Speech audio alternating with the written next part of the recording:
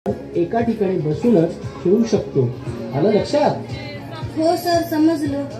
मग सांगा पाहू एखाद्या बैठ्या खेळाचं नाव। सर, आम्ही चंपून खेळतो। सर, मी बुद्धिबळाचा खेळ सुद्धा खेळले आहे। खूप छान। अगदी एखादा खेळ सांगता येईल का? सर, मी सांगते।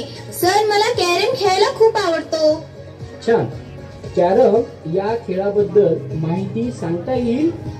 मी सांगते सर। या खेळामध्ये 9 काळ्या रंगाच्या आणि 9 पांढऱ्या रंगाच्या संगोट्या असतात आणि सर एक स्ट्रायकर असते। अरे वा, तुम्हाला तर छान माहिती आहे। 6वे नाणे ठेव। हो सर, मी ठेवतो। आता आपण काय करणार सर? आता हे सुटे ठेवलेले 6वे नाणे रांगेतील पहिल्या नाण्यावर मधोमध आदळेल। अशा पद्धतीने या सुट्या नाण्याला टिचकी मार। मुलांनो, पुढे काय घडेल याचे निरीक्षण करा।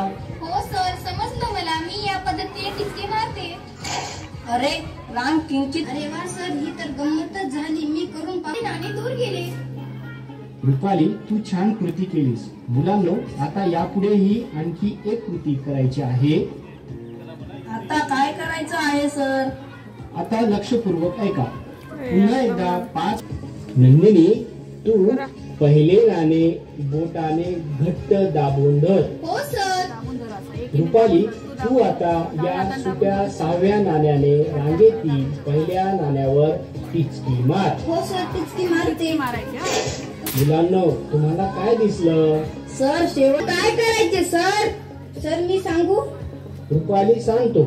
सर, आता आपण रांगेतील दुसरे नाणे बोटाने घट्ट दाबून धरायचे आहे।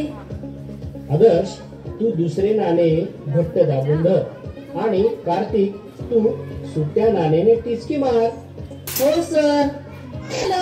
ठीक आहे मुलांनो, मी जे काही सांगणार आहे ते